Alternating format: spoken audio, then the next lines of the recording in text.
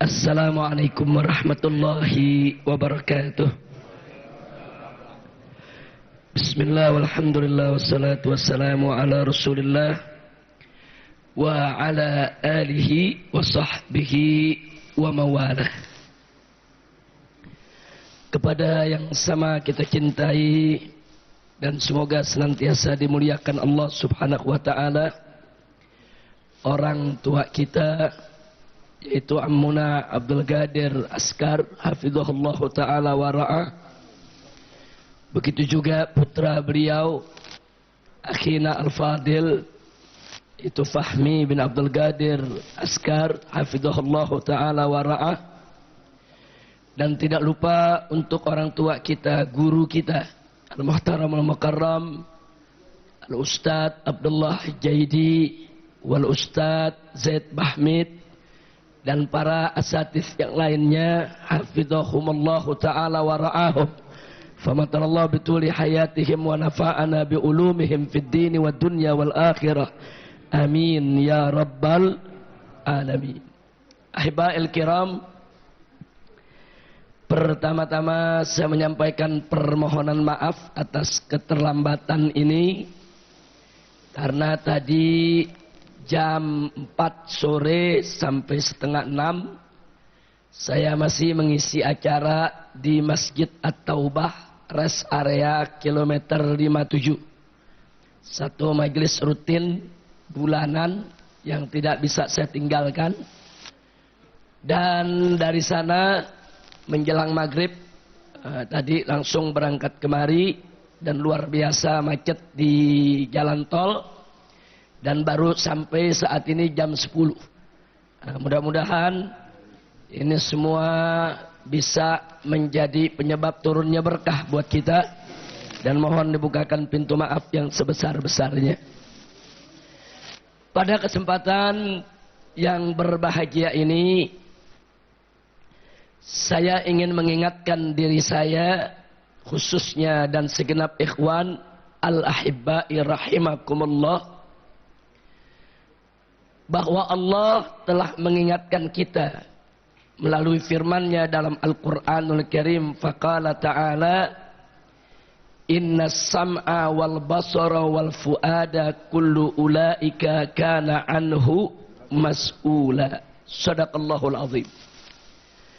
Jadi telah jauh-jauh hari semenjak Al-Qur'an itu diturunkan, Allah sudah mengingatkan kepada kita bahwasanya pendengaran, pandangan mata, dan jiwa kita semuanya akan dimintai pertanggungjawaban.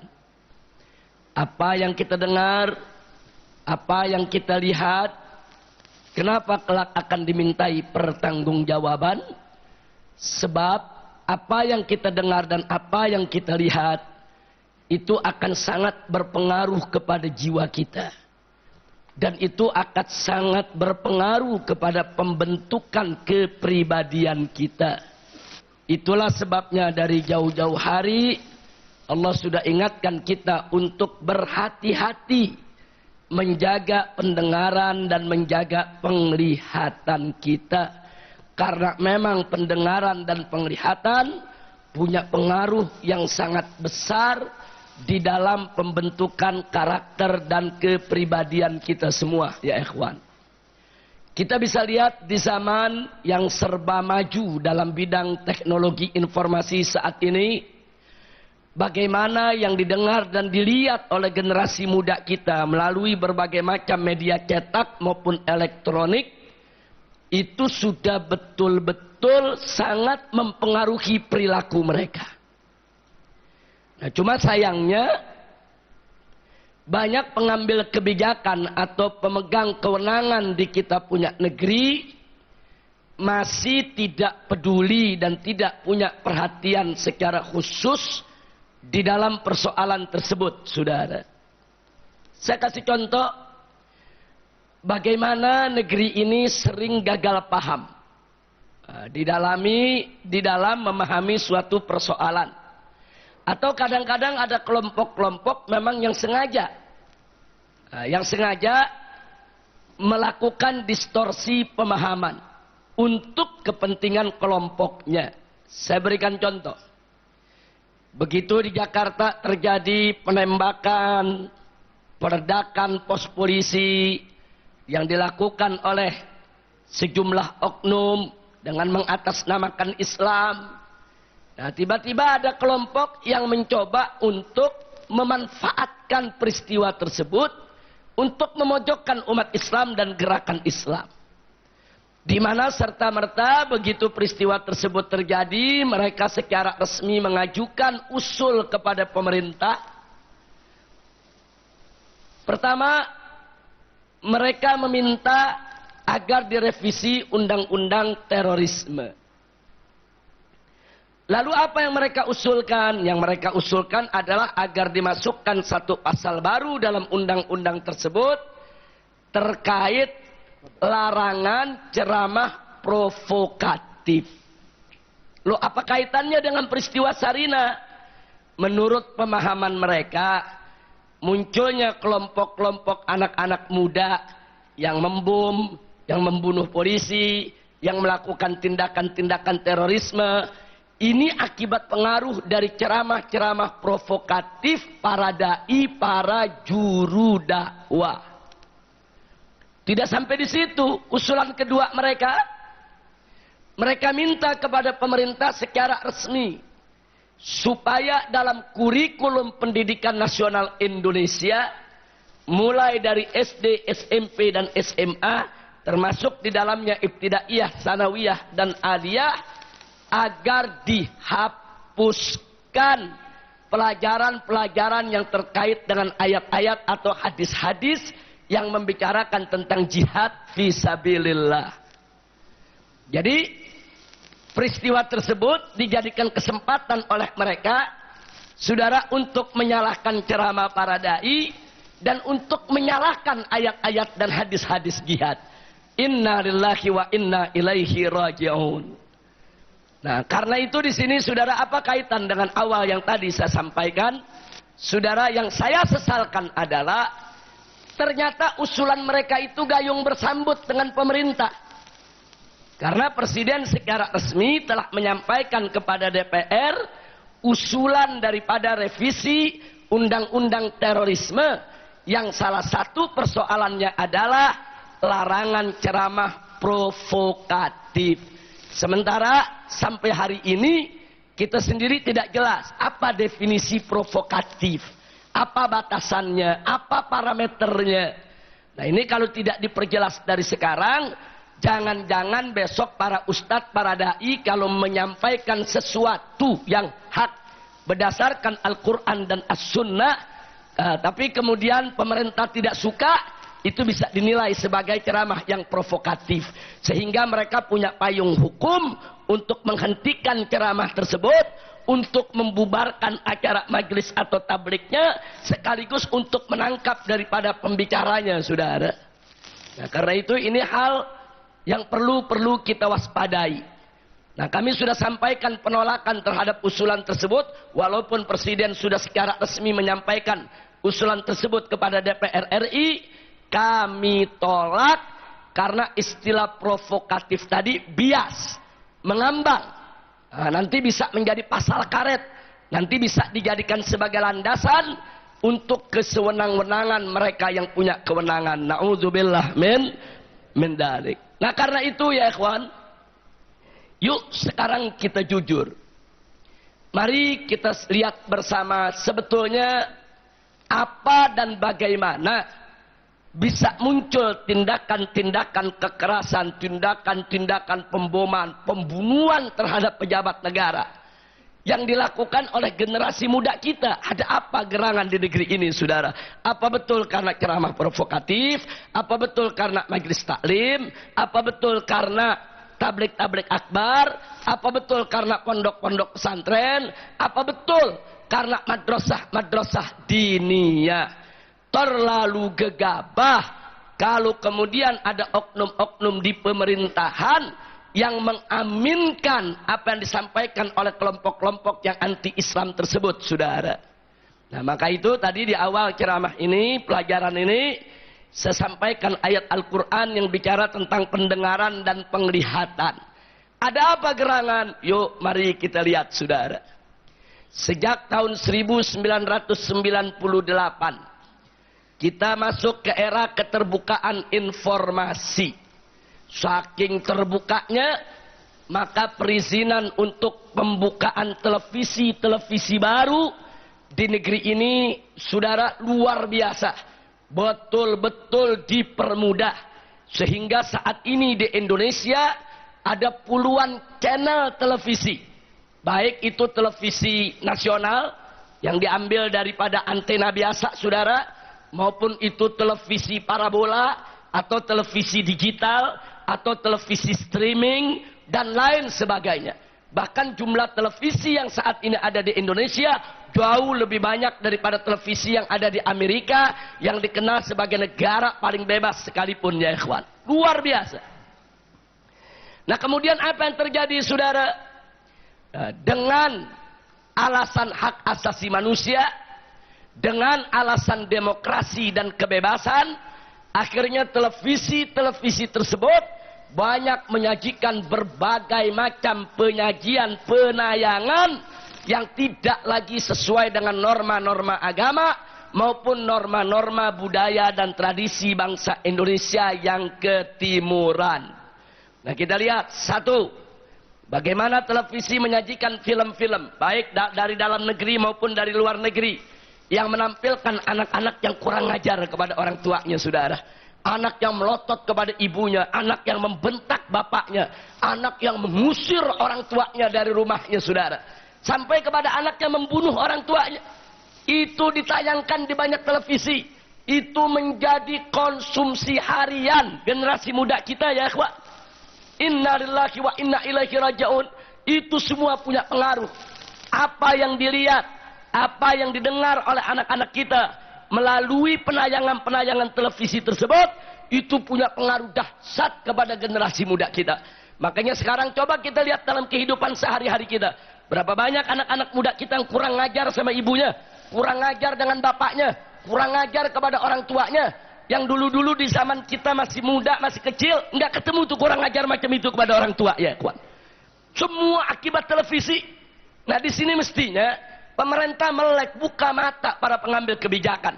Jadi yang membuat anak-anak muda Indonesia kurang ngajar kepada orang tua bukan kiai, bukan habaib, bukan masaih, bukan para ustadz, bukan para juru dakwah, bukan majelis taklim, bukan tabligh akbar, bukan madrasah dan bukan pesantren. Yang merusak generasi muda kita adalah televisi. Nah ini mereka mesti buka matanya saudara. Jangan seenaknya, yaitu mengarahkan daripada tudingannya kepada para kiai dan para juru dakwah. Yang kedua, mari kita lihat lagi bagaimana di acara televisi kita ditampilkan acara film, drama, musik, saudara, yang menampilkan aurat diumbar, pusar diumbar, paha wanita diumbar, kehidupan free sex, kehidupan seks bebas. Nggak sampai di situ, bahkan ditayangkan di televisi kita bagaimana kehidupan perempuan-perempuan serumah dengan laki-laki tanpa nikah. Nggak sampai di situ, bahkan artis-artis yang sudah nyata-nyata saudara melakukan perbuatan tidak senonoh, merekam adegan-adegan tidak benarnya saudara, sudah menjadi opini umum. Saudara diadili, dipenjara, tapi begitu keluar dari penjara dijadikan pahlawan oleh televisi. Disediakan aneka ragam acara untuk dia menjadi presenternya, untuk menjadi daripada pembawa acaranya. Sepertinya apa yang dilakukannya dari kebejatan moral nggak ada masalah. Inna lillahi wa inna ilaihi raji'un. Nah, ini bukan nggak berpengaruh ke masyarakat kita. Lihat anak-anak gadis kita sekarang yang pamer paha, yang pamer ketiak, yang pamer auratnya, yang pamer pusernya saudara. Bagaimana mereka meniru goyang ngebornya, goyang ngecornya, segala macam goyang-goyang erotis saudara. Fakta. Dan berapa banyak anak-anak gadis kita saat ini saudara yang bunting sebelum nikah. Dan berapa banyak saat ini saudara dari jajak pendapat di sekolah-sekolah, di SMP, di SMA, yaitu siswi-siswi sekolah yang sudah tidak perawan padahal mereka masih berstatus sebagai pelajar. Inna lillahi wa inna ilaihi raji'un. Nah sekarang siapa yang mengajarkan mereka free sex? Siapa yang mengajarkan mereka untuk bunting sebelum nikah? Siapa yang mengajarkan mereka untuk umbar aurat? Bukan kiai, bukan ustadz, bukan habaib, bukan masaih, bukan pesantren, bukan madrasah, bukan majelis taklim, bukan tabligh akbar. Semua yang mengajarkannya adalah televisi, saudara. Real. Diajarkan oleh televisi, saudara. Jangan lupa, apa yang dilihat, apa yang didengar, saudara, itu pengaruhnya besar di dalam membentuk karakter daripada masyarakat yang ada di sekitar kita.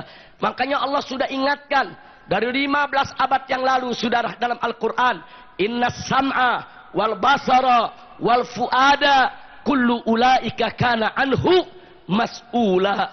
Ini pendengaran, ini pandangan, saudara, ini jiwa kita, semua akan diminta pertanggungjawaban oleh Allah, saudara. Kenapa mata diminta pertanggungjawaban?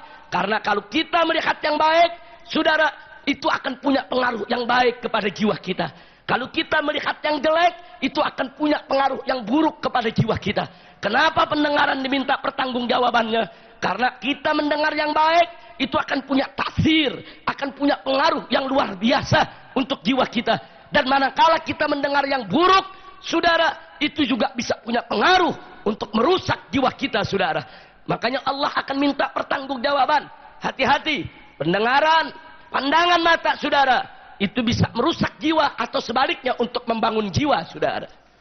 Nah, maka itu di sini sekali lagi kalau kita bicara media, ini berkaitan dengan pendengaran masyarakat, dan ini berkaitan dengan penglihatan masyarakat, dan ini berkaitan dengan psikologis masyarakat, kejiwaannya. Dan ini tiga yang bakal ditanyakan nanti oleh Allah. Inna sam'a wal basara wal fuada. Pendengaran, penglihatan, dan jiwanya, saudara, akan diminta pertanggungjawaban oleh Allah subhanahu wa ta'ala. Enggak sampai di situ.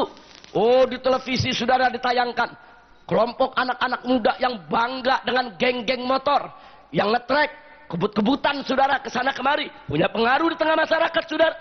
Berapa banyak generasi muda kita saat ini dari Sabang sampai Merauke membentuk geng-geng motor, ngetrek, saudara, di jalan-jalan umum, bahkan mengorbankan jiwa, saudara, hampir tiap hari. Ini siapa yang mengajarkan anak-anak muda kita untuk ngetrek, untuk menjadi geng, untuk mengganggu ketertiban masyarakat?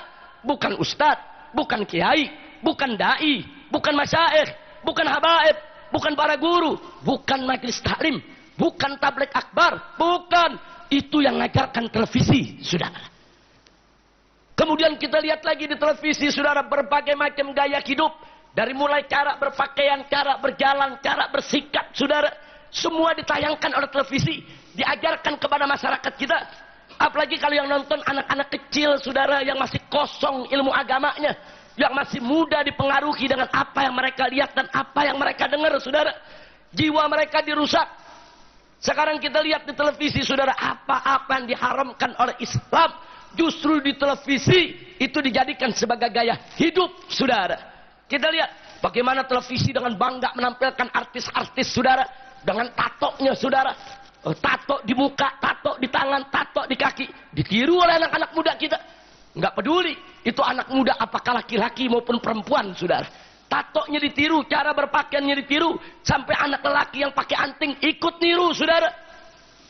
Dan sekarang pertanyaan kita, siapa itu yang membentuk anak-anak muda kita model begitu, saudara? Siapa yang mengajarkan mereka untuk mentato diri, untuk merusak diri, untuk berpakaian dengan gaya-gaya yang tidak islami? Bukan ustadz, bukan kiai, bukan pesantren, bukan habaib, bukan masyaikh, bukan dai, bukan juru dakwah, saudara. Yang merusak itu semua adalah televisi yang mereka dengar dan mereka lihat setiap hari, saudara. Bahkan acara televisi kita banyakkan 24 jam non-stop. Inna lillahi wa inna ilaihi raji'un. Pemerintah buka mata dong. Buka mata, jangan cari kambing hitam. Begitu ada kejadian yang disalahkan kiai, yang disalahkan ulama, yang disalahkan masyaikh, yang disalahkan tabligh.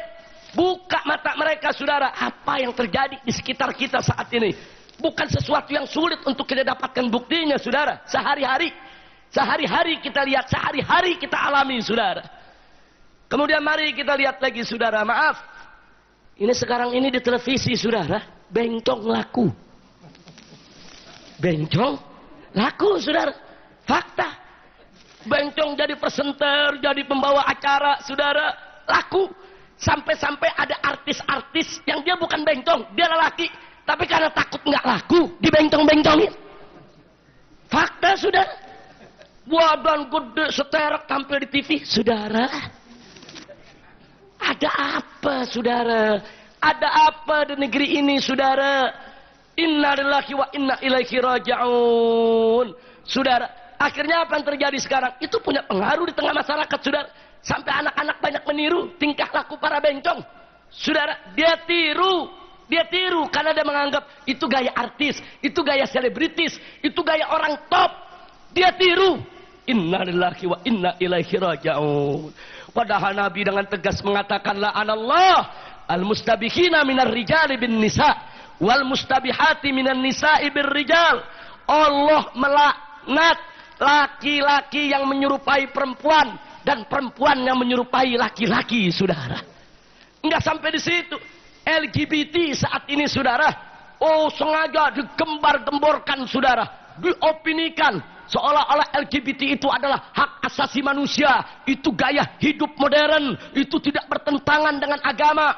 Diundang Profesor Doktor ahli neurologi saraf yang mengatakan bahwa LGBT itu bukan penyakit, LGBT itu adalah kecenderungan biologis biasa, tidak apa-apa, kita harus menerima apa adanya. Enggak sampai di situ, ada Profesor Doktor, guru besar Universitas Islam Negeri Syarif Hidayatullah Ciputat, saudara, sekaligus anggota Dewan Pakar Kementerian Agama Republik Indonesia. Saudara, begitu diwawancarai wartawan, apa dia katakan? Homoseks dan lesbian, saudara, itu kodrat dari Allah, nggak apa-apa. Dan itu tidak mengurangi ketakwaan seseorang kepada Allah. Saudara, gerakan LGBT ini adalah gerakan internasional. Ini merupakan bagian program resmi UNDP, United Nation Development Program, satu badan khusus Perserikatan Bangsa-Bangsa untuk pembangunan dunia, saudara. Khusus untuk Indonesia saja per tahunnya digelontorkan dana 108 miliar, saudara, untuk pengembangan LGBT. Ini laporan resmi UNDP, saudara. Resmi. Ini program PBB. Ini program internasional, saudara. Makanya kenapa kemarin itu sengaja diletupkan ini masalah, saudara, tes case. Mereka mau tes di negeri kita. Kira-kira orang kita marah apa enggak? Kira-kira orang kita protes apa enggak? Kira-kira orang kita ini akan terima atau tidak? Tes case, saudara. Hati-hati. Saudara, di Amerika Serikat sebelum Barack Obama menandatangani undang-undang perkawinan sejenis, hasil polling resmi pemerintah Amerika Serikat, 80% warga Amerika menolak perkawinan sejenis, saudara. Dan Barack Obama pun, saudara, begitu diwawancarai oleh salah satu televisi nasional di Amerika Serikat, saudara, mengatakan tidak setuju dengan perkawinan sejenis. Tapi, saudara, gerakan Freemasonry, gerakan Illuminati, gerakan Zionis internasional, gerakan lobby Yahudi di Amerika terlalu kuat sampai Barack Obama ditekan dalam tekanan, tidak berkutik, sampai akhirnya Barack Obama menandatangani undang-undang daripada perkawinan sejenis, sudah. Nah, pertanyaan saya, kalau Barack Obama, Presiden Amerika Serikat, negara superpower, menghadapi lobby Yahudi tidak berkutik, kira-kira Jokowi bagaimana? Ya, saya cuma nanya aja, saudara. Saya nanya begini bukan untuk merendahkan Pak Jokowi, bukan. Tapi yuk kita lihat, kita akui dengan jujur. Kalau memang kita yakin Pak Jokowi seorang yang kuat, seorang yang tegas, seorang yang akan mampu menolak itu, kita bersyukur kepada Allah, saudara. Tapi kalau sebaliknya, kalau seorang Obama saja tidak mampu untuk menghadapi tekanan dunia soal LGBT, terus kita lihat dengan mata kepala kita bahwa Jokowi tidak lebih bagus daripada Barack Obama, saudara, maka kewajiban kita umat Islam se-Indonesia rame-rame mendorong Presiden Jokowi untuk melawan segala tekanan, saudara. Mesti kita dorong, mesti kita dukung, jangan kita tinggalkan, saudara. Saat ini Presiden Jokowi sedang ditekan, diancam, dipaksa untuk menyetujui perkawinan sejenis, saudara.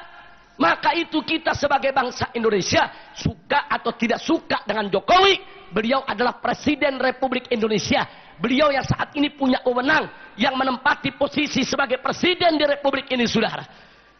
Suka atau tidak suka, wajib kita dorong kita punya Presiden, saudara, untuk lawan tekanan tersebut, supaya tidak boleh, saudara, perkawinan sejenis dihalalkan, dilegalkan di Republik Indonesia ini.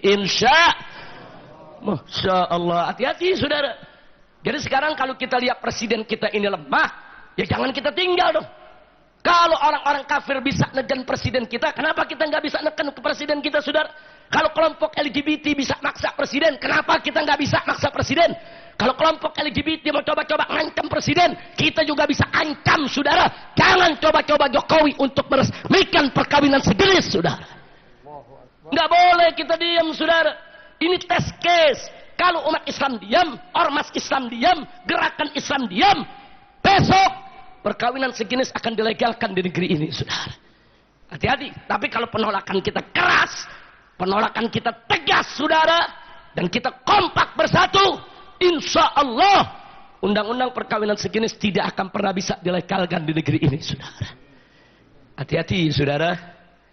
Dulu di Eropa tidak ada satu negeri pun yang melegalkan perkawinan sejenis.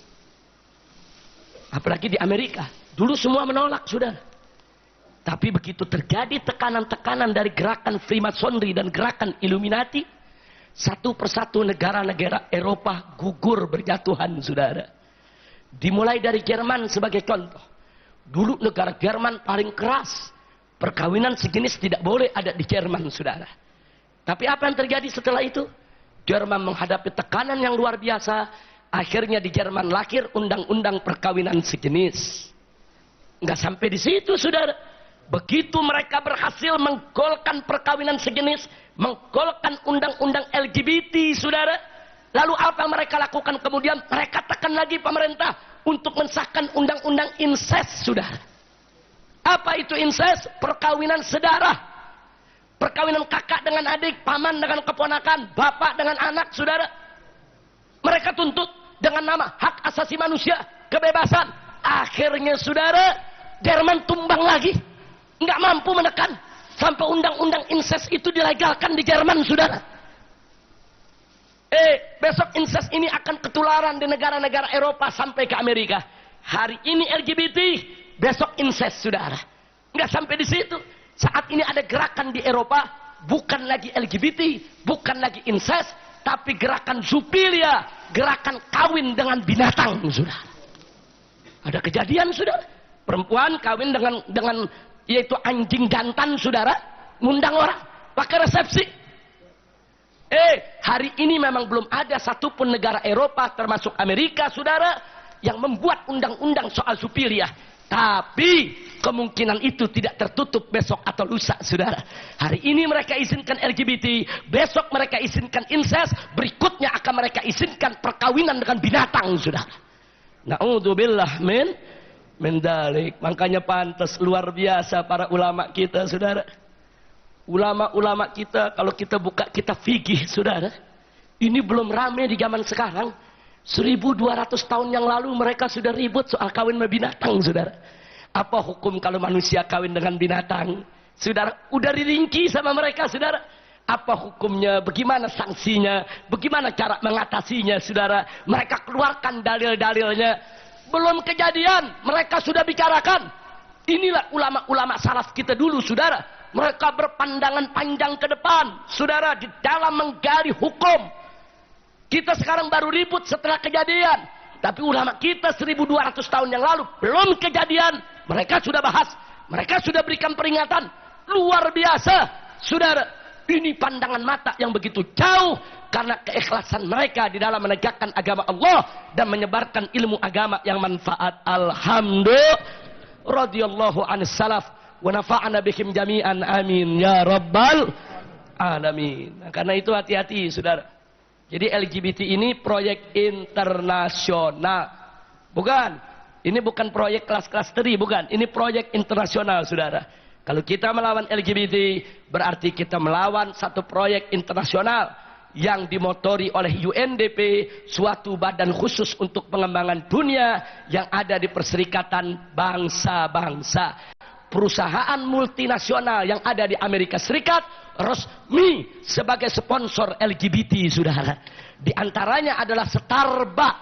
Sampai di Starbucks itu dibuat iklan, saudara. Apa di situ ditulis? One coffee, satu gelas kopi Anda minum di Starbucks, katanya saudara. Itu merupakan support one sex marriage. Itu merupakan support, dukungan untuk perkawinan sejenis, saudara. Same sex marriage, saudara. Coba kita lihat, luar biasa tanpa kita sadari, saudara. Termasuk pabrik sepatu Nike, saudara, Nike, saudara, itu sponsor resmi untuk gerakan LGBT. 379 perusahaan multinasional, saudara, yang ada di Amerika Serikat resmi sebagai sponsor LGBT, saudara. Artinya kita menghadapi gerakan LGBT ini gerakan besar, gerakan yang didukung oleh Badan Khusus Perserikatan Bangsa-Bangsa, gerakan yang didukung 379 perusahaan multinasional, gerakan yang didukung, saudara, oleh tokoh-tokoh lintas aliran yang ada di seluruh dunia. Maka itu umat Islam wajib bersatu, merapatkan barisan, menyatukan semua potensi yang ada. Yuk, mari kita lawan gerakan ini, saudara. Insya Allah. Nah, jadi pertanyaannya lagi, jadi siapa yang merusak anak-anak muda kita sehingga terpengaruh menjadi LGBT? Bukan ustadz, bukan kiai, bukan para dai, bukan masyaikh, bukan habaib, bukan, saudara, bukan madrasah, bukan ormas Islam, bukan majelis taklim, bukan tabligh akbar, saudara. Yang merusak adalah televisi.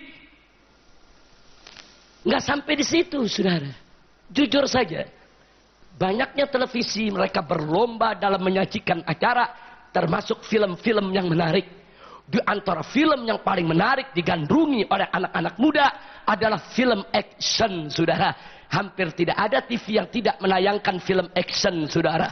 Film actionnya, saudara, yang ditayangkan seru-seru. Bagi anak muda, semakin banyak tembak-tembakan, semakin banyak bom-boman, semakin banyak pembunuhan, semakin keren, semakin hebat film aksinya, saudara. Semakin seru mereka bilang. Nah, kita lihat apa yang ditayangkan film-film action tersebut di televisi, saudara. Coba kita lihat pembunuhan, penculikan, perampokan, saudara. Polisi diculik, polisi dibunuh, tentara disembelih. Nggak sampai di situ, saudara. Ada pejabat-pejabat yang tidak sesuai dengan keinginan para mafia. Pejabat itu dibunuh, kantornya dibom. Kita lihat film-film yang di TV, saudara. Pemboman bandara, pemboman terminal-terminal, yaitu stasiun kereta, pemboman kantor-kantor pemerintah, saudara. Bom dirakit, diledakkan sana, diledakkan sini. Anak-anak muda kita, saudara, kalau sudah dia lihat teroris, penjahat, yang bunuh polisi, bunuh menteri, bunuh tentara, bangga. Ini baru penjahat keren. Ini baru teroris hebat. Dia gandrungi, saudara. Masya Allah. Ingat, apa yang didengar, apa yang dilihat, berpengaruh kepada jiwa, saudara. Berpengaruh kepada jiwa. Itu bangsa kita dicekoki 24 jam. Bukan setahun sekali. Tiap hari ada film action, saudara, yang merusak moral mereka, merusak jiwa mereka, saudara. Nah, lalu apa yang terjadi? Ya, ada anak-anak muda yang sedikit gila, saudara. Senang dengan film itu, ingin mempraktekannya dalam kehidupan nyata, saudara. Dia ambil pistol, dia ambil bom, dia ledakan kantor polisi, dia tembak polisinya, saudara.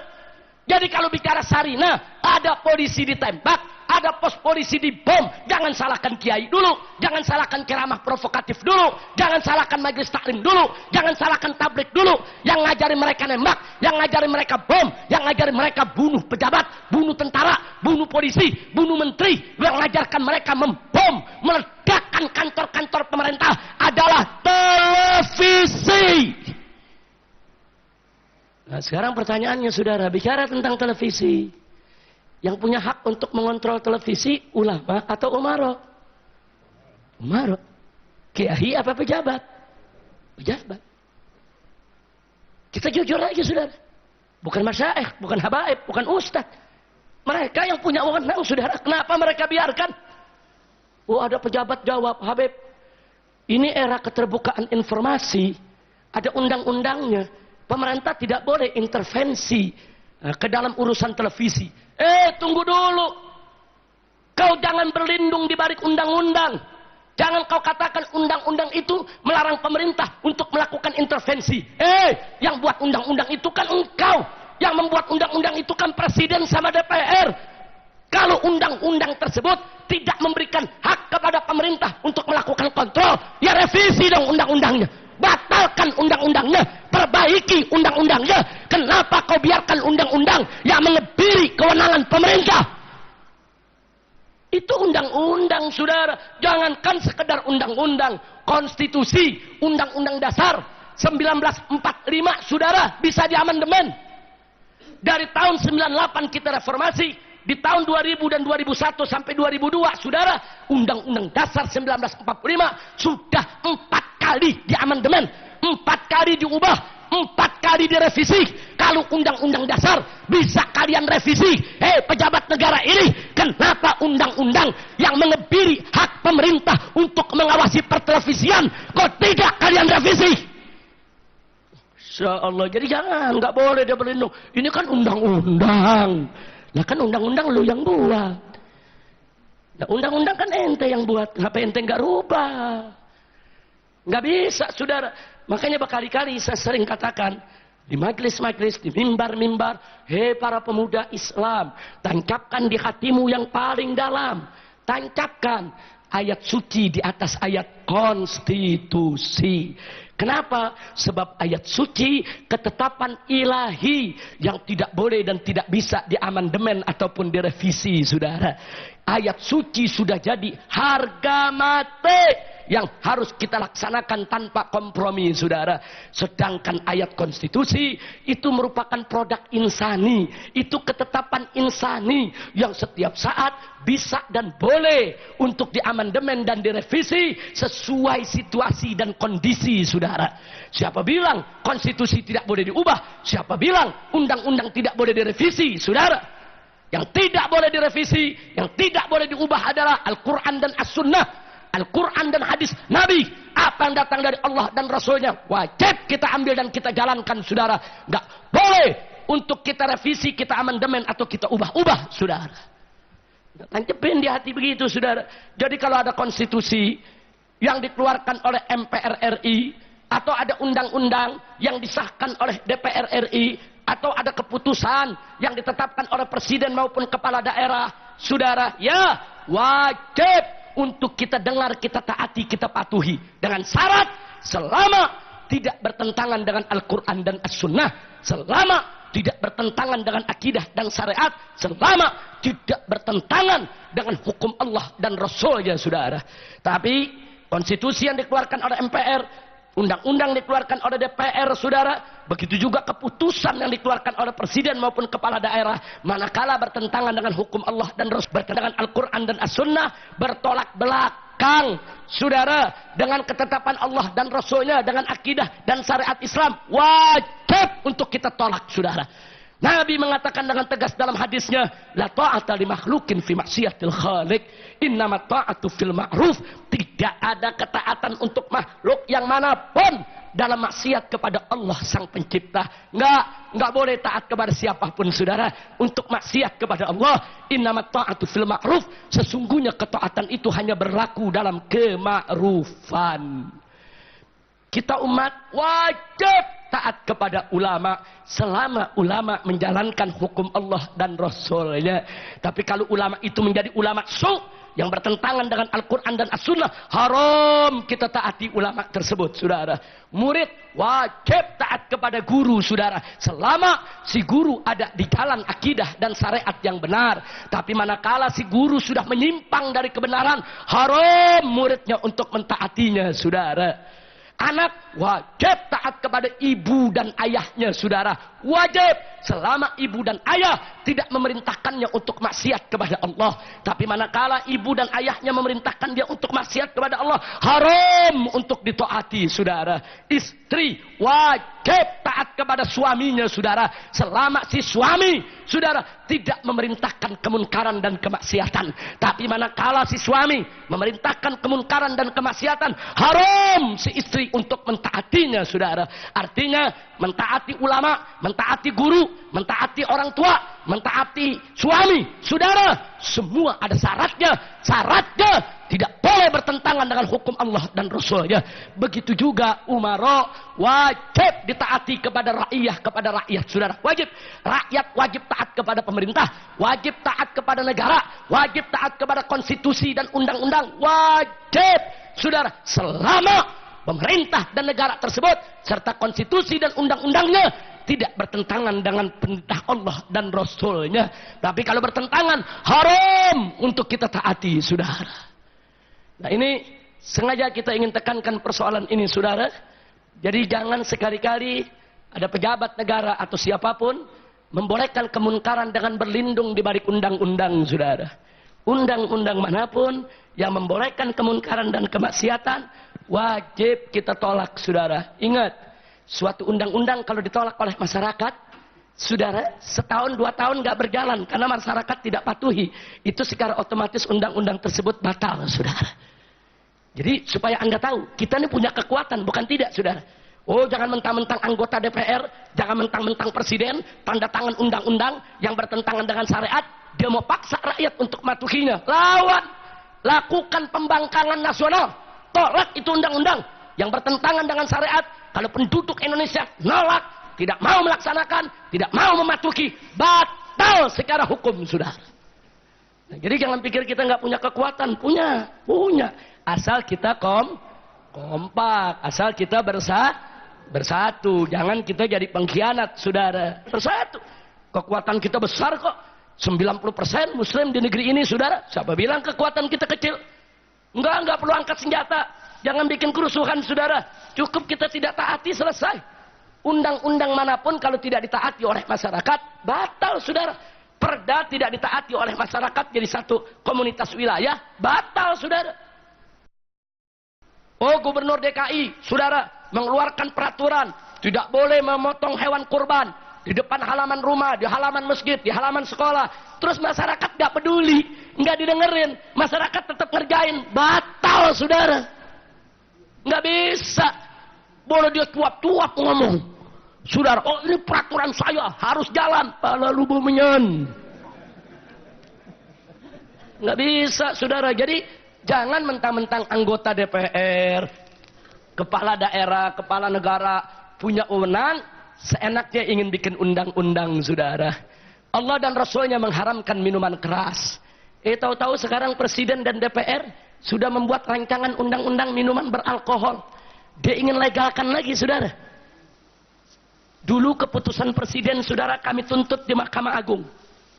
Keputusan Presiden, saudara, nomor 7 tahun 93 yang melegalkan minuman keras, kami gugat ke Mahkamah Agung dan alhamdulillah kami menang, saudara. Keputusan Presiden tersebut dibatalkan.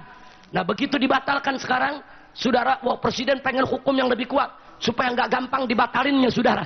Nah, sekarang dia mau bikin undang-undang pelegalan minuman keras. Tetap kita akan lawan. Nggak bisa. Allah dan Rasulnya mengharamkan minuman keras, terus negara mau membolehkan minuman keras. Saya mau tanya sama jamaah di sini, mau ikut presiden atau ikut Allah? Mau ikut presiden atau ikut Allah? Mau ikut DPR atau ikut Allah? Takbir! Sallu ala nabi. Allahumma salli wa sallim alaihi. Nah, ini yang saya mau sampaikan, saudara. Jadi artinya dari apa yang saya sampaikan barusan, ternyata memang peringatan Allah tentang penglihatan dan pendengaran serta jiwa itu sangat urgen sekali, saudara. Yuk kita jaga diri kita dan jaga anak-anak kita, jaga pendengarannya, jaga pandangannya, jaga jiwanya. Jangan biarkan mereka itu mengkonsumsi film-film yang merusak moral mereka, saudara. Karena itu kita minta, saudara, kepada pemerintah Republik Indonesia dan kepada DPR RI untuk segera merevisi undang-undang tentang penyiaran, saudara. Tidak boleh satu media cetak maupun elektronik, saudara, menampilkan berita, menyajikan berita atau film dan cerita yang merusak moral bangsa, merusak akhlak generasi muda kita, saudara. Nggak boleh buat. Televisi tidak boleh menyiarkan film yang ada unsur kekurang ajaran anak kepada orang tua. Buat aturannya, saudara. Televisi tidak boleh menyiarkan film yang umbar aurat, karena kita udah punya undang-undang pornografi, saudara. Undang-undang itu dijalankan dong. Televisi tidak boleh menyiarkan film atau memutar film yang mengandung unsur perampokan, pembunuhan, penyiksaan, penganiayaan, yang mengandung unsur terorisme. Larang, saudara. Jangan pemerintah mengatakan kita tidak boleh intervensi. Ini era keterbukaan. Pemerintah harus punya wewenang. Pemerintah harus punya power. Pemerintah harus mengatur negara ini, saudara. Kalau pemerintah tidak punya wewenang, pemerintah tidak mengatur negara ini, pemerintah tidak melindungi rakyatnya, ya bubar saja pemerintahan. Yang namanya pemerintah bukan hanya memerintah, saudara, tapi melindungi rakyat, melindungi generasi muda, melindungi bangsa, melindungi negara, saudara. Gak boleh dibiarkan mereka itu dirusak oleh media cetak maupun elektronik, saudara. Siapa bilang film-film porno itu di internet tidak bisa diblokir? Siapa bilang, saudara? Semua film porno bisa diblokir. Google saja bisa diblokir, saudara. Facebook bisa diblokir, YouTube bisa diblokir. Kalau negeri Cina, RRQ, saudara berani memblokir Google, memblokir YouTube, kenapa kita tidak berani, saudara? Kalau YouTube mau masuk ke Indonesia, Google mau masuk ke Indonesia, kasih syaratnya. Nggak boleh membuat film-film porno yang merusak bangsa. Bikin dong aturan. Kita negara berdaulat, nggak boleh seenaknya kita dirusak oleh negara manapun, saudara. Siapa bilang Google itu nggak bisa diblokir? Siapa bilang YouTube tidak bisa diblokir? Siapa bilang? Di Indonesia ini ahli teknologi banyak, ahli komputer banyak, ahli teknologi informasi banyak. Di Indonesia, saudara, yang bisa menciptakan komputer banyak. Bahkan saat ini, saudara, hacker Indonesia di dunia maya ditakuti. Hacker Indonesia yang bisa menjebol komputernya Pentagon, saudara. Dahsyat. Hacker Indonesia ngejebol komputernya CIA, menjebol komputernya dari Pentagon, saudara. Mereka kalang kabut. Siapa bilang Indonesia tidak mampu? Ini bangsa-bangsa cerdas, ini bangsa-bangsa pintar, saudara. Hanya pemerintah tidak biayai mereka, tidak buatkan laboratorium untuk mereka, tidak membiayai untuk bagaimana mengembangkan kemampuan mereka, saudara. Akhirnya mereka banyak terbang ke luar negeri, bekerja untuk negara-negara asing. Masya Allah, saudara. Ada seorang perempuan Indonesia, saudara, itu di Prancis bekerja bagian keseimbangan pesawat tempur, saudara. Ternyata pesawat tempur Prancis yang terkenal di dunia itu, saudara, ternyata insinyurnya dari Indonesia, perempuan lagi, saudara. Loh, kok lari ke Prancis? Kenapa nggak di Indonesia? Ya di Indonesia nggak dikasih kerjaan. Ilmuwan kita di luar negeri yang ahli nuklir banyak, saudara, yang bisa bikin pesawat canggih banyak. Bukakan mereka laboratorium, buatkan mereka perumahan, kasih gaji yang memadai, saudara. Mereka nggak lari ke luar negeri. Jangan dipikirin korupsi lagi. Nah, jadi ini yang ingin kita ingatkan, saudara. Jadi omong kosong. Negara ini tidak bisa menjaga kedaulatannya, saudara. Indonesia negara besar. Indonesia negara yang luar biasa, saudara. Kita punya SDM, sumber daya manusia yang luar biasa. Ini kewajiban pemerintah untuk memelihara, menjaga, dan untuk mengoptimalkan fungsi masyarakatnya masing-masing. Insya Allah. Jadi usul kita kepada pemerintah, segera pemerintah bersama DPR RI revisi undang-undang penyiaran. Tidak boleh ada satu media pun di Indonesia, saudara, yang seenaknya menyebarluaskan fitnah, menyebarluaskan gosip, menyebarluaskan yaitu perbuatan-perbuatan yang tidak senonoh, menyebarluaskan kemunkaran, menyebarluaskan kekerasan. Nggak boleh, saudara. Nah, karena itu kalau pemerintah serius cinta kepada negara ini, cinta kepada bangsa ini, cinta kepada rakyat negeri ini, niscaya pemerintah akan segera lakukan itu, saudara. Tapi kalau pemerintah tidak peduli, omong kosong revolusi mental, saudara. Omong kosong. Kalau mau revolusi mental, mulai dari medianya, saudara. Kontrol media cetak dan elektroniknya, saudara. Tidak ada revolusi mental, revolusi akhlak, revolusi moral tanpa perbaikan media di negeri ini, saudara. Karena media, saudara, bisa digunakan untuk membangun bangsa, bisa juga sebaliknya digunakan untuk menghancurkan bangsa. Jadi kita bukan musuh dengan media, tapi kita musuh dengan mereka yang memperalat media untuk menghancurkan bangsa, saudara. Media sangat dibutuhkan di zaman ini, tapi manfaatkanlah media untuk membangun bukan untuk merusak dan menghancurkan. Mudah-mudahan Allah memberkahi kita semua. Semoga Allah memberikan kemenangan kepada kita. Allah menjaga anak-anak kita, keturunan kita, menjaga pendengaran kita, menjaga pandangan kita, menjaga jiwa kita, saudara, dan menjadikan negeri ini sebagai baldatun thayyibatun wa rabbun ghafur. Amin ya rabbal alamin. Nah, itu saja yang bisa saya sampaikan pada kesempatan malam hari ini. Dan mohon maaf kalau ini malam kelihatannya terlalu semangat Pak Fahmi. Nah, karena memang tantangannya juga berat. Karena serangan musuhnya berat, maka kita perlawanannya juga mesti lebih keras dan tegas. Mudah-mudahan Allah selalu menjaga kita semua. Nah, sebelum kita tutup, kita akhiri, mungkin ada 1-2 pertanyaan yang ingin disampaikan. Fal yatafaddal, silakan. Fadal, maju ke depan bentar.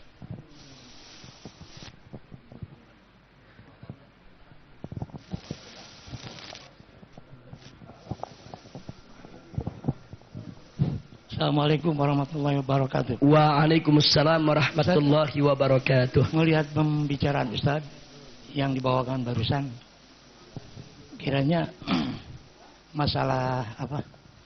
Ya Allah, masalah media, bukan masalah televisi. Ya. Televisi ini kiranya kalau kita melihat televisi ini mungkin hukum Islam ini bisa haram. Jadi bagaimana untuk jalan keluarnya? Dan saya melihat bagaimana orang-orang muslimin umumnya dan khususnya untuk keluarga kita untuk menjaganya. Tapi melihat tadi pembicaraan Ustaz ini kelihatannya televisi bisa diharamkan. Al-afu Ustaz. Bagaimana jalan keluarnya atau yang lainnya? Assalamualaikum. Waalaikumsalam warahmatullahi wabarakatuh. Jadi pengharaman televisi ini memang sudah terjadi. Jadi jangan kaget kalau ada beberapa komunitas umat Islam bersama pimpinan mereka sudah mengharamkan televisi. Nah, khususnya di masyarakat-masyarakat tradisional. Jangankan televisi, Anda kalau jalan-jalan ke Bogor, mic ini diharamkan sama speaker. Ya, artinya kita jangan langsung menuduh mereka ketinggalan zaman, ini konservatif, enggak. Karena mereka ingin melindungi komunitas mereka, mereka ingin melindungi daripada anak cucu dan keturunan mereka. Jadi saya tidak kaget kalau ada kelompok yang sudah mengharamkan televisi. Tapi kalau kita ingin bicara tentang hukum televisi itu sendiri yang sudah dibahas oleh para ulama di tingkat dunia, televisinya sesuatu yang mubah, artinya sesuatu yang boleh. Nah, tapi yang mubah ini bisa berubah menjadi haram manakala digunakan untuk kemunkaran, dan dia berubah menjadi baik manakala digunakan untuk kebaikan. Nah, ini yang diambil oleh para ulama. Nah, lalu bagaimana kalau kita di rumah? Ya otomatis kita di rumah harus kita lihat apakah kita mampu untuk mengontrol anak-anak kita, apakah kita mampu untuk mengontrol keluarga kita. Kalau kita mampu untuk mengontrol, boleh-boleh saja ada televisi, tapi kalau betul-betul itu bisa terkontrol. Tapi kalau sekiranya tidak terkontrol, saya sepakat dengan Anda tadi, kita singkirkan televisi dari rumah kita. Saya pikir kita masing-masing bisa membaca kemampuan kita. Oh, saya ada di rumah, saya bisa kontrol anak-anak. Oh, anak saya baik, semua nurut. Dia hanya bisa nonton di waktu-waktu tertentu dan seterusnya. Silakan. Tapi kalau tidak bisa dikontrol, tolong diwaspadai. Banyak anak-anak kita rusak karena acara televisi. Jadi tolong dibedakan antara televisi dengan kontennya. Nah, televisinya sebagai teknologi sesuatu yang mubah. Tapi kontennya itu yang menentukan. Konten itu isi. Nah, kalau isinya baik, hukumnya baik. Kalau isinya buruk, hukumnya buruk. Terima kasih. Ada lagi pertanyaan? Silakan. Ustadz kita dari Purwakarta. Iya, silakan.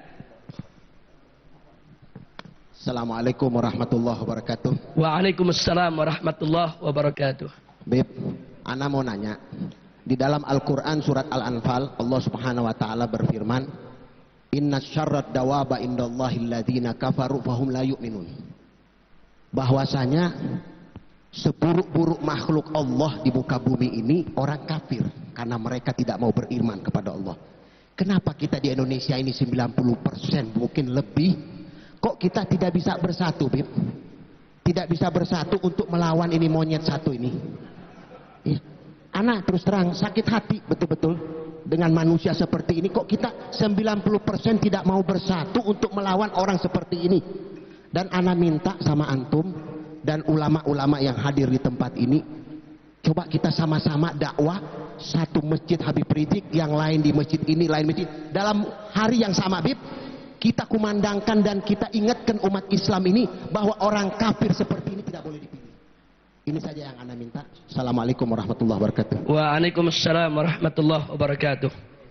Terima kasih kepada Ustadz kita yang menyampaikan pertanyaannya barusan. Memang kegelisahan Anda dan kegalauan Anda tentang perpecahan umat itu merupakan kegelisahan kita semua. Itu juga merupakan kegalauan kita semua. Tapi kabar baiknya, insya Allah ulama-ulama yang khair, ulama-ulama yang selalu menegakkan yang hak, istiqamah di jalan Allah, walaupun mereka berjauhan tempat, walaupun mereka jarang bertemu, tapi mereka selalu disatukan dengan iman dan Islam. Nah, insya Allah mereka tidak akan pernah berpecah belah dalam persoalan ini. Dan itu kita rasakan saat saya keliling kemana-mana. Saya dapatkan banyak ulama-ulama yang mukhlisin, yang ada di berbagai pelosok daerah, yang berada di masjid-masjid, yang berada di langgar-langgar, di pesantren-pesantren. Mereka semua sebetulnya sejalan dengan kita, ya ikhwan. Tapi memang kita tidak boleh menutup mata. Nabi pernah mengabarkan bahwa di samping ada ulama khair, ada ulama su. Walaupun jumlah mereka tidak banyak, tapi mereka sangat merusak. Makanya Nabi pernah mengatakan dalam satu hadis, inna akhwafa ma akhafu alaikum, kata Nabi, sesungguhnya yang paling aku khawatir atas kamu sekalian, hai umatku, kata Nabi, ulama as-su, yaitu ulama yang buruk.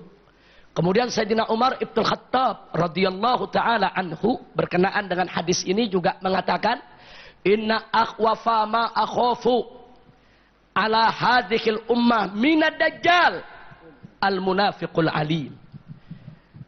Sayyidina Umar mengatakan, sesungguhnya yang paling aku khawatir akan menghancurkan umat ini dan lebih menakutkan daripada dajjal, yaitu al munafiqul alim, orang munafik yang alim.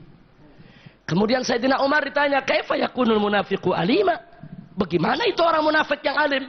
Apa dijawab oleh Sayyidina Umar? Alimul lisan, jahilul qalbi wal amal. Jadi lisannya alim, pintar baca Qur'annya, fasih baca Qur'annya, fasih baca hadisnya, pintar bicara agamanya, jago diplomasi dan berdebatnya soal agama, saudara. Tapi jahilul qalbi wal amal, tapi dia punya hati dan amal perbuatan jahiliyah. Jadi Nabi udah kasih kabar itu dari jauh-jauh hari. Ini lebih menakutkan daripada dajjal, lebih mengkhawatirkan daripada dajjal. Nah, karena itu sekarang kita kembalikan kepada umat. Jadi umat harus diberikan bimbingan untuk bisa mengenal mana ulama khair, mana ulama su, mana ulama akhirat, mana ulama dunia. Umat mesti dikasih tahu, saudara. Kalau umat tidak dikasih tahu, nanti umat nggak bisa membedakan. Nah, jadi sekarang tugas para ulama-ulama khair, bekalilah umat Islam dimanapun mereka berada, yaitu dengan ilmu untuk mengenali mana ulama yang su dan mana ulama yang khair. Sebutkan ciri-cirinya kepada mereka supaya mereka menjauhkan daripada ulama-ulama yang su tersebut.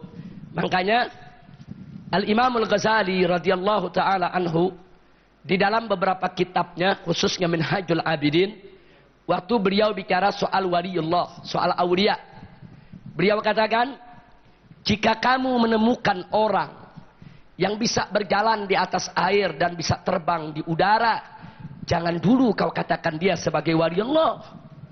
Tapi kata Imam Ghazali, fazinuhu bimizanis syariah. Tapi timbang dulu di timbangan syariat. Maksudnya timbang di timbangan syariat, lihat dulu. Dia sholat gak? Dia puasa gak? Dia melakukan kebaikan tidak? Dia jalankan kewajiban atau tidak? Bagaimana dengan kemaksiatan? Dia jauh gak dari maksiat?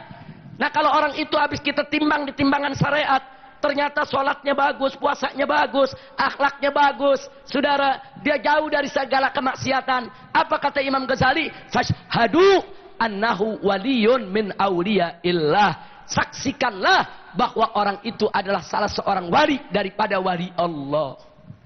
Tapi sebaliknya kata Imam Ghazali, walaupun dia bisa jalan di atas air, walaupun dia bisa terbang di atas udara, tapi kalau syariatnya nggak jalan, sholatnya nggak jalan, puasanya nggak jalan, dia menjalankan kemunkaran, kemaksiatan, melakukan hal yang dilarang oleh Allah. Apa kata Imam Ghazali? Fashhadu annahu waliyun min awliya'i syaitan. Saksikanlah bahwa orang itu adalah wali setan. Nah, orang sekarang kan nggak boleh lihat aneh dikit disebut wali, saudara. Oh, bisa terbang di udara, wah ini wali nih. Megang badan sakit langsung baik, wali nih. Tunggu dulu, saudara. Timbang dulu di timbangan syariat. Nah, syariatnya benar gak? Akidahnya betul gak? Kalau akidahnya betul, syariatnya betul, ibadahnya betul, dia jauh daripada maksiat, ya kita yakin dia wali Allah yang Allah berikan kelebihan. Tapi kalau syariatnya nggak jalan, dia nggak puasa, dia nggak sholat 5 waktu, dari mana datangnya jadi wali, saudara? Udah gitu ngakunya apa? Begitu duduk siang sama tamu, sholat duhur enggak, sholat asar enggak, ditegur sama tamu, Ustaz kayaknya belum sholat duhur. Apa dijawab? Oh, aneh udah sholat di Mekah tadi. Dari mana datangnya, saudara? Ini cerita-cerita ngawur, saudara, hati-hati. Jadi kita lihat aja, lihat. Kalau akhlaknya bagus, syariatnya jalan, akidahnya bagus, saudara, dia punya keajaiban yang Allah berikan. Itu karamah dia. Dia wali Allah. Tapi kalau tidak jalan syariatnya, saudara, dia wali syaitan. Na'udzubillah min dalik. Dan saya sepakat dengan Ustadz Al-Amri kita tadi, ya harus ada bagaimana para ulama kita, para dai kita, khususnya di mimbar Jumat, mengingatkan umat lewat mimbar-mimbar Jumat. Jadi pada hari yang sama, pada waktu yang sama, tentang haramnya orang kafir memimpin umat Islam, wajibnya kepemimpinan muslim bagi setiap orang. Nah, ini perlu disampaikan di mimbar-mimbar. Saya pikir kalau mimbar Jumat kita jadikan sebagai media kita untuk menyampaikan ini kepada umat, 1 bulan aja setiap masjid teriak soal itu, insya Allah umat akan bisa menyadari dan umat bisa ikut fatwa para ulamanya, insya Allah. Jazakumullahu khairal jaza. Baik, masih ada satu lagi. Oh, ada 2, silakan. Assalamualaikum warahmatullahi wabarakatuh. Waalaikumsalam warahmatullahi wabarakatuh. Suaranya cukup jelas ya? Jelas. Oke. Terima kasih.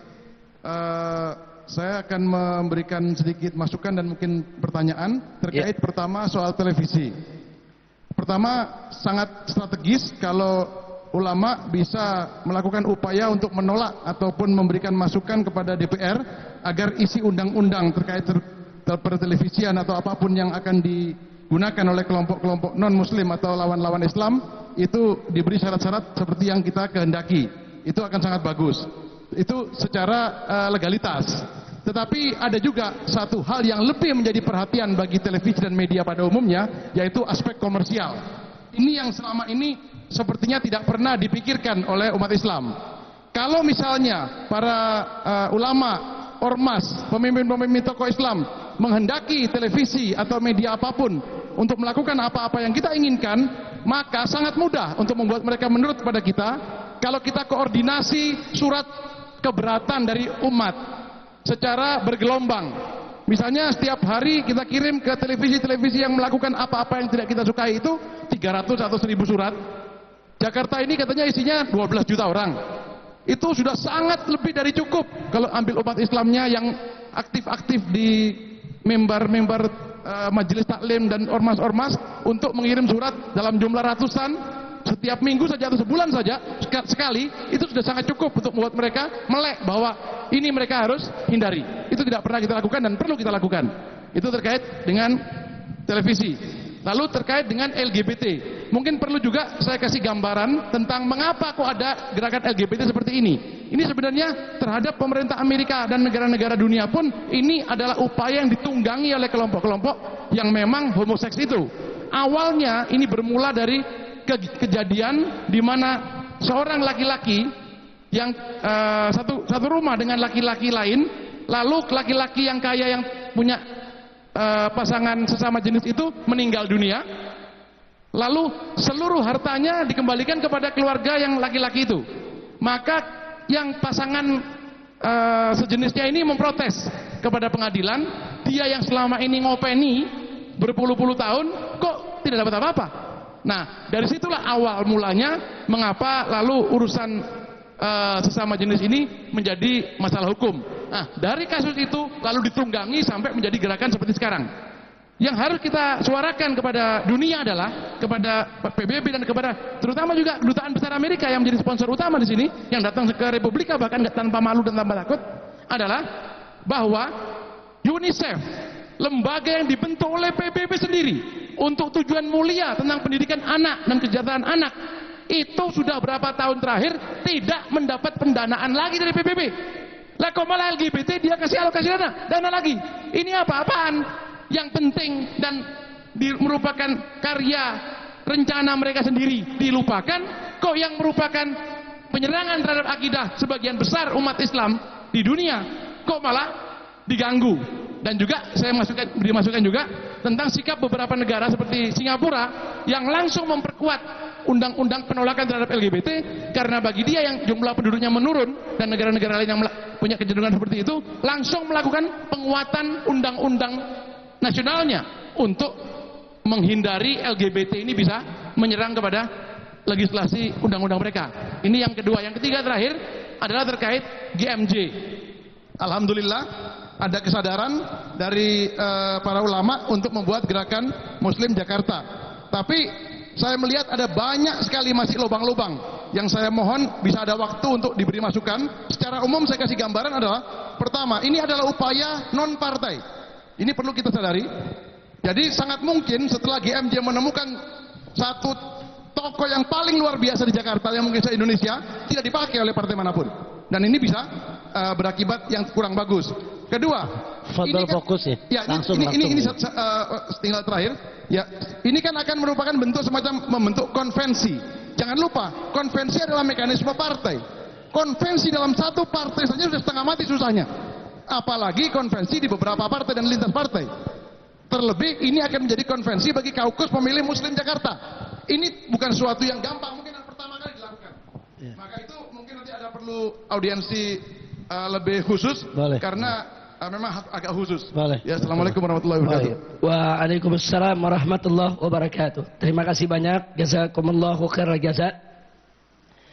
Tadi yang pertama dan kedua usulan luar biasa. Saya sepakat, memang kita harus gerakan semua potensi yang kita punya untuk mendesak DPR dalam rangka segera membuat revisi perundang-undangan yang menyangkut penyiaran.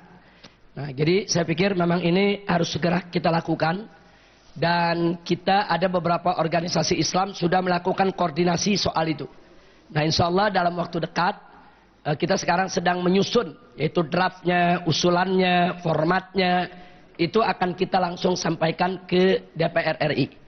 Nah, begitu juga soal LGBT. Soal LGBT bahkan sudah lebih dulu. Surat pribadi penolakan, pribadi kita koordinasi menolak kepada TV-TV yang kita tuju. Ya. Seolah-olah surat pribadi yang banyak. Ya, baik. Jadi hal itu saya sepakat, dan itu pernah kita himbau, kita serukan di berbagai majelis taklim, di mimbar-mimbar. Nah, sebetulnya laporan-laporan semacam itu sudah jalan. Bahkan di mimbar kita umumkan nomor fake pengaduan setiap televisi kepada umat. Tapi memang televisi ini punya sifat ndablek. Jadi laporan sebanyak apapun yang protes mereka, ini kurang berpengaruh. Kecuali kalau laporan yang selama ini kita laporkan ke KPI, itu masih cukup berpengaruh. Kami pernah melaporkan 15 media ke KPI. Dan kami menang. 15-15-nya disalahkan oleh KPI dan diwajibkan untuk memohon maaf secara terbuka. Yaitu di media mereka. Jadi KPI masih lumayan, masih punya sedikit gigi. Tapi tidak terlalu bermanfaat. Kalau untuk urusan-urusan yang kita bahas tadi. Nah, jadi jalannya memang, jalan yang paling efektif saat ini adalah undang-undangnya. Karena itu payung hukum. Nah, karena KPI sendiri, payung hukumnya adalah undang-undang itu. Kalau undang-undang itu mengizinkan, KPI juga tidak bisa menegur. Nah, jadi sekali lagi memang pintu masuk kita ke dalam, yaitu perjuangan ini harus melalui mekanisme perundang-undangan. Begitu juga soal LGBT. LGBT di Indonesia belum ada undang-undangnya. Nah, justru itu dimanfaatkan oleh kelompok LGBT untuk melakukan perkawinan sejenis seperti yang terjadi di Bali dan di Bojonegoro beberapa waktu yang lalu. Jadi begitu polisi mau bertindak, polisi juga bingung, ini pakai undang-undang yang mana? Jadi di KUHP nggak ada, larangan nggak ada. Nah maka itu kita kemarin sudah mendorong ke DPR RI untuk segera membuat rancangan undang-undang pelarangan LGBT. Dan beberapa fraksi di DPR sudah menyambut. Tapi ini harus terus didorong. Dan nggak cukup hanya satu kelompok. Saya sepakat tadi. Artinya kelompok-kelompok masyarakat datang ke DPR. Baik itu dengan surat maupun dengan kedatangan kelompoknya. Itu sampaikan. Karena masukan-masukan dari masyarakat itu akan menjadi bahan pertimbangan DPR untuk merubah undang-undang. Jadi maaf, kalau ke TV-nya selama ini yang kami alami di lapangan kurang efektif. Nggak dilihat itu di televisi. Bahkan kadang perlu saya sampaikan, MUI, Majelis Ulama, itu pernah undang seluruh direktur televisi. Nggak ada yang datang. Yang datang cuma kurirnya. Yang nggak bisa ngambil keputusan ya kawan. Menteri Agama pernah undang, saudara, semua direktur televisi untuk dikasih masukan. Enggak, mereka cuma kirim kurir. Karena mereka merasa punya power dengan undang-undang penyiaran. Sehingga Menteri Agama, MUI itu enggak berkutik. Makanya tadi saya katakan, nah power ini harus dikembalikan ke pemerintah. Nah, jalannya harus revisi undang-undang. Nah baik soal LGBT maupun soal televisi, ini harus kita tembus lewat perundang-undangan. Nah soal GMJ, betul yang Anda katakan tadi, ada kelemahan-kelemahan. Tapi satu hal yang ingin saya sampaikan, GMJ ini membentuk Majelis Tinggi Jakarta Bersyariat, yang isinya para habaib, para masyaikh, para ulama, rame-rame, yang visi misinya adalah mengikhtiarkan satu pasangan calon gubernur dan calon wakil gubernur muslim untuk DKI Jakarta. Konvensi itu hanya merupakan salah satu jalan. Artinya, yang harus diupayakan oleh Majelis Tinggi tidak hanya terpaku kepada konvensi, tapi juga harus mampu untuk menyatukan calon-calon muslim yang ada, yang sekarang sudah mendeklarasikan diri. Kita tahu di sana ada Pak Yusril, ada Pak Adi Yaksa, ada Pak Sandiaga Uno, ada kemudian Ihsanuddin Nursi, dan lain sebagainya, dan lain sebagainya. Mereka semua orang-orang baik, mereka semua orang-orang pintar, mereka semua orang-orang kapabel. Nah sekarang kita ikhtiarkan, kita datangi mereka, kita ajak mereka musyawarah, yuk musyawarah. Siapa sih di antara semua, di antara Anda yang terbaik untuk maju, agar besok kalau calon incumbent ini maju kembali, didukung oleh partai-partai tertentu, maka calon kita bisa head to head untuk menghadapi dia. Nah ini sebetulnya tujuan daripada GMJ mendirikan Majelis Tinggi Jakarta Bersyariat ke situ. Bukan tujuannya menciptakan kompetitor, bukan. Betul, kita punya konvensi, kita jalankan. Nanti kalau kita punya calon, ini tetap kita usung. Akan kita tawarkan kepada partai-partai. Akan kita tawarkan kepada kawan-kawan yang sudah mencalonkan diri. Nah, jadi kenapa kita buka konvensi? Justru kita menyiapkan media. Supaya calon-calon yang sudah mendeklarasikan diri tadi, yuk duduk musyawarah bareng. Konvensi ini hanya salah satu bentuk musyawarah. Yuk kita musyawarah bareng. Yuk kau paparkan visi misimu depan ulama, depan masyaikh, depan habaib. Nanti kami nilai, kami kasih masukan. Mana yang terbaik, yuk kita dukung sama-sama. Nah jadi ini yang perlu kita sampaikan. Tapi betul, bukan tidak mungkin besok partai-partai tidak akan mandang sebelah mata kepada GMJ.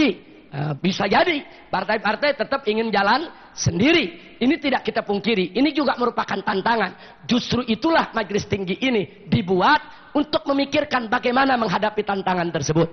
Itu yang pertama. Yang kedua, saat ini kan yang dilakukan oleh Majelis Tinggi Jakarta Bersyariat bukan hanya melobi partai, tapi kita juga mengumpulkan KTP dari kampung ke kampung. Sudah 268 kelurahan, kami dirikan posko di tiap kelurahan. Kita kumpulkan itu KTP, karena di samping jalur partai juga ada jalur independen. Nah kenapa jalur ini tetap kami pertahankan? Kalau besok ada partai-partai mencalonkan, yang dicalonkan orang Islam, kalau calon mereka baik, maka calon dari GMJ siap untuk kita tarik diri. Siap kita tarik diri, karena kita bukan ingin menciptakan kompetitor bagi sesama muslim. Tapi kalau ternyata, maaf, ini bukan nggak mungkin. Kalau tiba-tiba semua partai khianat rame-rame dukung Ahok, bisa jadi, bisa saudara. Politik ini politik. Bukan hal mustahil, kata Ustaz Zaid. Kalau ini terjadi, nah ini yang sedang kita siapkan. Jadi kalau ini terjadi, maka konvensi kita yang akan berupaya untuk mengajukan calon independen untuk menyelamatkan Jakarta. Nah tapi kalau calon-calon muslim sudah ada, Andai kata calon kami memang harus mundur, kenapa tidak? Siap, calon-calon kita udah disumpah semua. Siap mundur untuk mendukung calon lain yang memang lebih layak untuk memimpin Jakarta. Tapi baiklah, kepada penanya, ini masukan-masukan tadi yang disampaikan sangat bagus.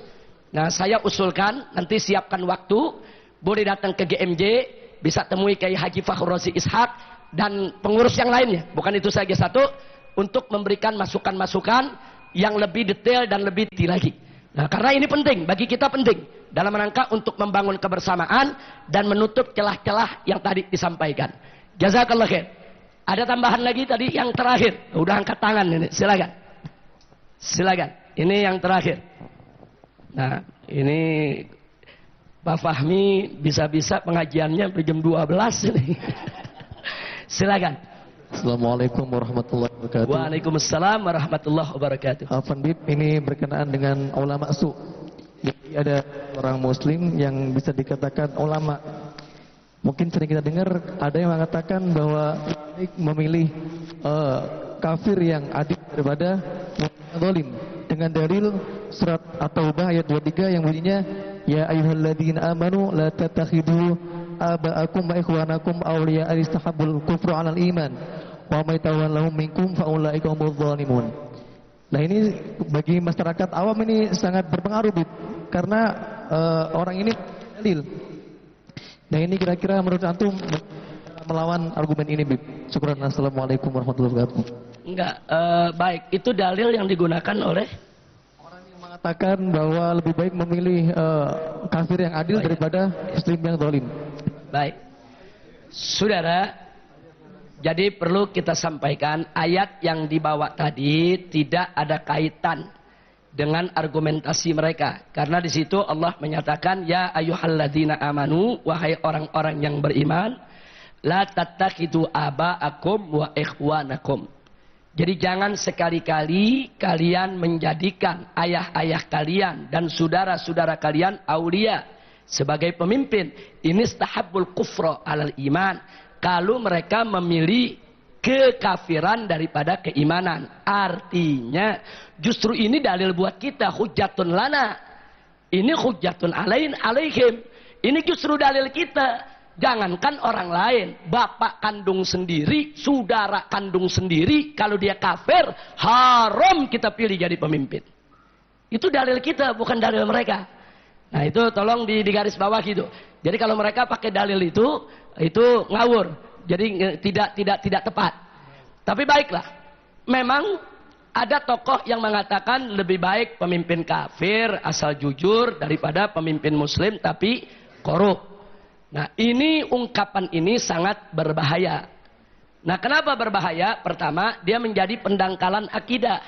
Ini penyesatan umat. Kenapa? Sebab kalau sekarang orang mengatakan lebih baik pemimpin kafir asal jujur daripada pemimpin muslim tapi korup.